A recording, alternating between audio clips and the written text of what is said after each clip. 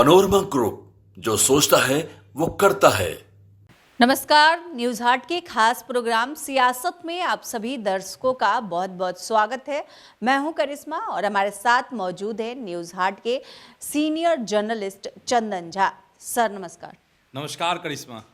Sir, Amit Shah ने एक बयान दिया है जिसके बाद से बिहार में बवाल मच गया है और उन्होंने एक बात कही है विधानसभा चुनाव को लेकर। 2025 में बिहार में विधानसभा चुनाव होने वाला है और इसको लेकर उन्होंने कहा कि नेतृत्वकर्ता अभी तय नहीं है। क्या लगता है सर, इस बयान से नीतीश कुमार की टेंशन बढ़ा दिए हैं अमित शाह?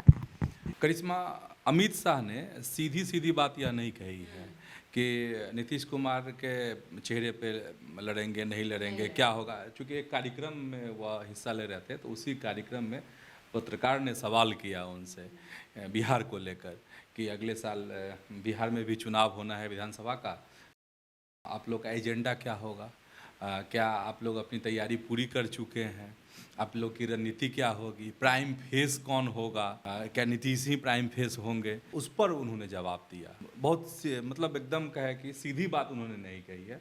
उन्होंने कहा कि अभी हमारा इधर उधर ध्यान नहीं है। मतलब ये है कि अभी दिल्ली में का विधानसभा का चुनाव होना है। मुझे जैसा लगता है जो वो कहना चाह रहे थे तो उस पर मतलब बीजेपी का फोकस वहाँ है।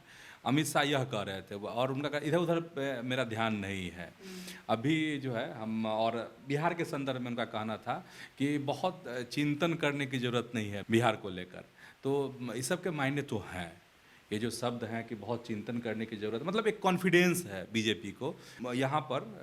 मतलब ये इसको ऐसे भी तो देख सकते हैं कि नीतीश का नेतृत्व है इसलिए सब निश्चिंत हैं, ऊपर में नरेंद्र मोदी का नेतृत्व है इसलिए निश्चिंत हैं, और लोकसभा में जो परफॉर्मेंस रहा है बहुत ख़राब परफॉर्मेंस नहीं रहा है, तो उस लिहाज से भी देखा जा सकता है। हालांकि बिहार में सियासी बवाल इस पर जो है मचा हुआ है। नीतीश कुमार की टेंशन भी बढ़ गई है। स्वाभाविक है, टेंशन बढ़ेगी इसलिए क्योंकि इससे पहले जो बिहार के नेता थे वह लगातार इस बात को दोहरा रहे थे कि नीतीश ही हमारे नेता हैं, नीतीश के नेतृत्व में ही हम लोग अगली लड़ाई लड़ेंगे, हमारे बड़े चेहरा जो हैं बिहार में वो नीतीश कुमार ही हैं।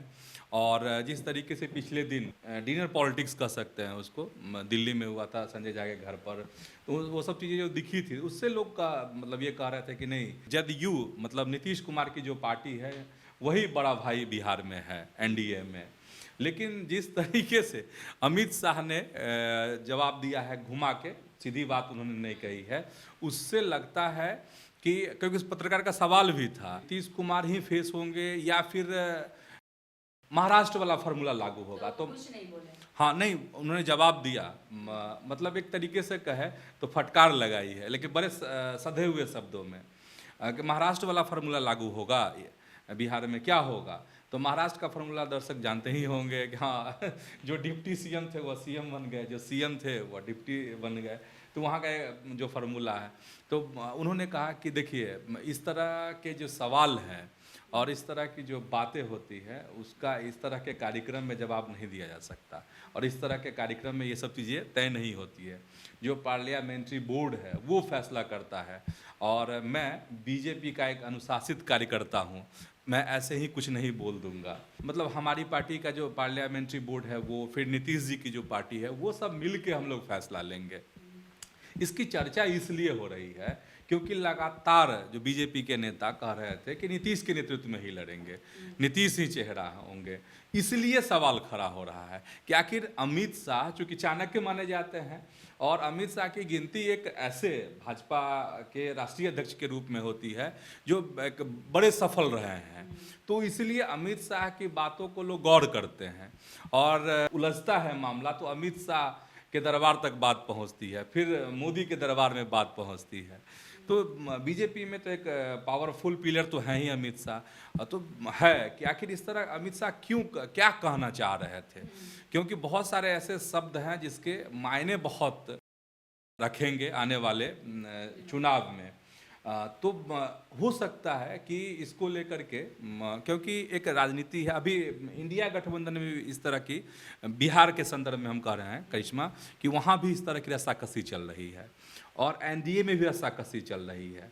अमित शाह की इन बातों के ये भी मायने हैं, अगर एक दो लाइन में कहें तो जो सीटों को लेकर जो होने वाला है, जो होड़ मचने वाली है सीटों को लेकर, मतलब बड़ा भाई या छोटा भाई, जैसे लोकसभा में एक सीट का अंतर रहा तो बड़ा भाई बीजेपी वहाँ पर बन गई थी, तो इसमें क्या होगा, क्योंकि हर तरफ से दबाव बनाया जाएगा, जदयू की तरफ से भी दबाव बनाया जाएगा, भाजपा की तरफ से भी दबाव बनाया जाएगा।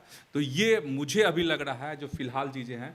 अच्छा, अगर नीतीश नहीं चेहरा होंगे, करिश्मा एकदम सोचने वाली बात है, तो बिहार में और कौन चेहरा है? नीतीश फिर 2025 के चुनाव में उनकी वापसी होगी, उस पैमाने पे क्या मुख्यमंत्री बनेंगे नहीं बनेंगे ये तो भविष्य के गर्त में है अभी, लेकिन और चेहरा कौन है?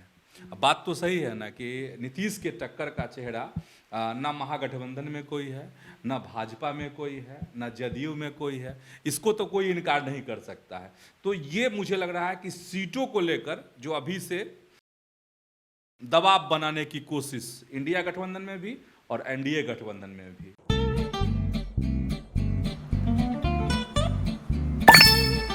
चलो इसको रोकते हैं। रुको रुको, गाड़ी साइड में लो। आरसी और लाइसेंस दिखाओ। बिना आरसी और लाइसेंस के गाड़ी नहीं चला सकते। अरे सर, ये यू बाइक्स है, इसको आरसी लाइसेंस और पीयूसी नहीं लगता। अरे वाह।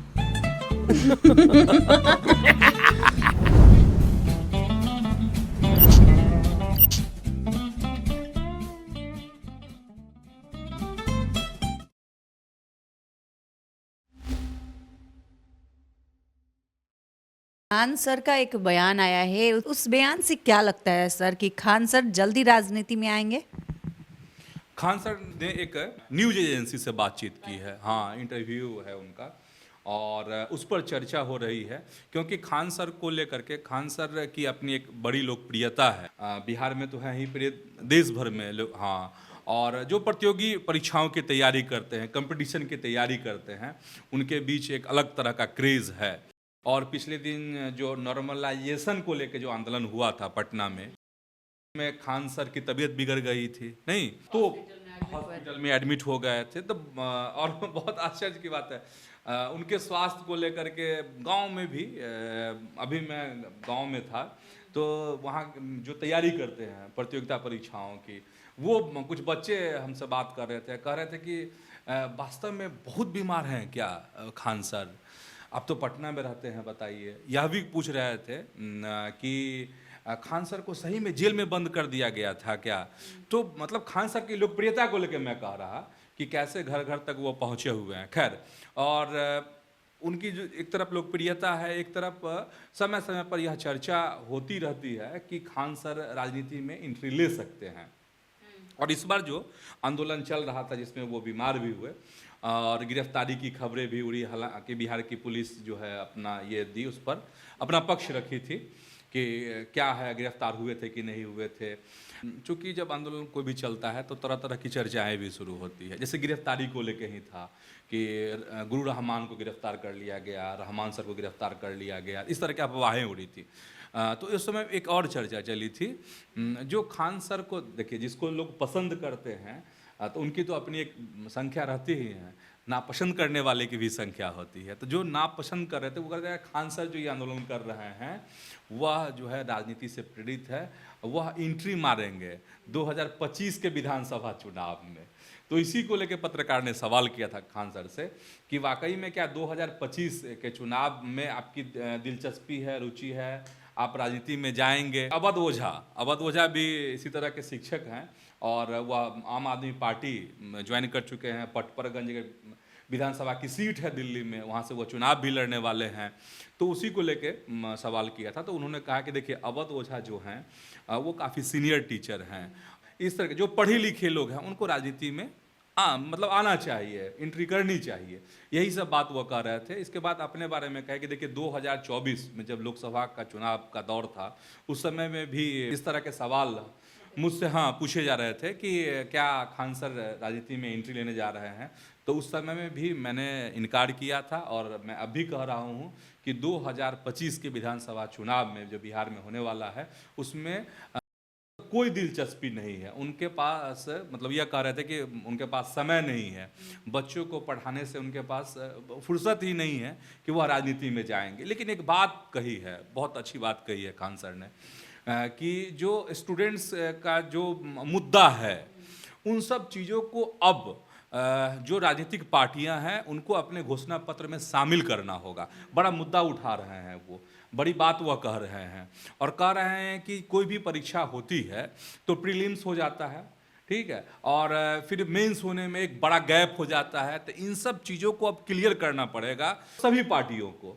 अब ये है कि एक मुद्दा को छेड़ा है खान सर ने। अब देखने वाली बात होगी, जो विधानसभा चुनाव होगा, जब अलग अलग पार्टियों का घोषणा पत्र आएगा तो उसमें जो अलग अलग राजनीतिक दल हैं वो इस बात को तरजीह देते हैं कि नहीं देते हैं।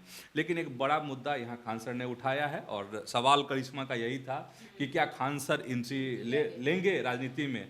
तो अभी तो वो यही कह रहे हैं कि नहीं, बिल्कुल उनके पास फुर्सत नहीं है, टाइम नहीं है, वो राजनीति में एंट्री नहीं लेने वाले हैं। 2025 का जो विधानसभा चुनाव है उससे उन्हें कोई मतलब नहीं है। लेकिन दूसरी तरफ यह चर्चा है, इसीलिए जो भी पत्रकार बंधु थे उन्होंने सवाल किया कि क्या आप राजनीति में जा रहे हैं, क्योंकि जो बीपीएससी जो को लेकर जो आंदोलन अभी पिछले दिनों हुआ था उसमें यह कहा जा रहा था कि खान सर जदयू ज्वाइन कर सकते हैं, इसलिए इस तरह के लिए सड़कों पे उतरे हुए हैं, आंदोलन कर रहे हैं। लेकिन उन्होंने खान सर ने साफ इनकार कर दिया है इस बात से। पनोरमा ग्रुप, जो सोचता है वो करता है।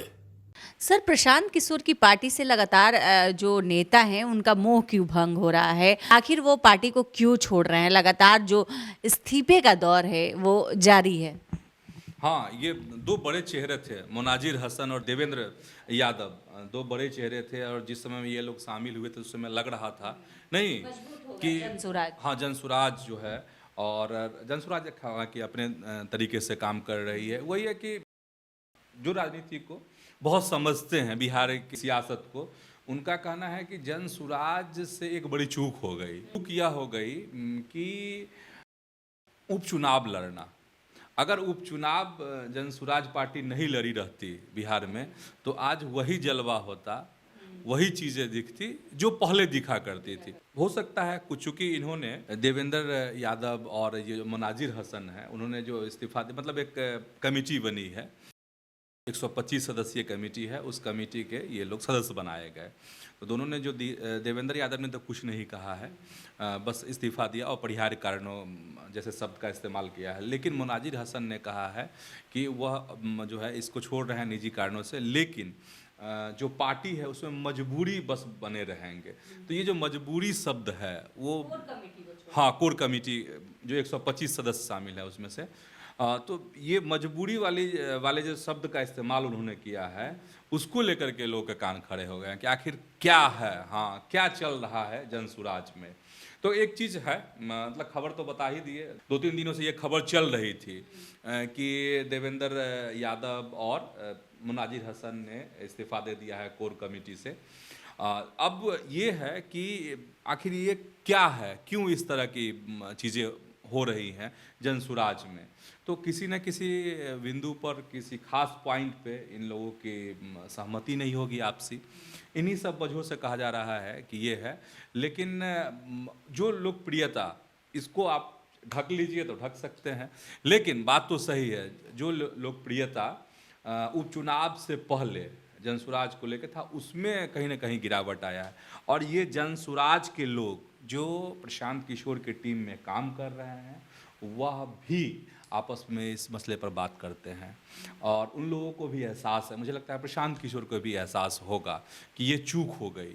हालांकि अब कह सकते हैं, लोग कहता है खुद को नापना चाहिए, तो प्रशांत किशोर ने नापा।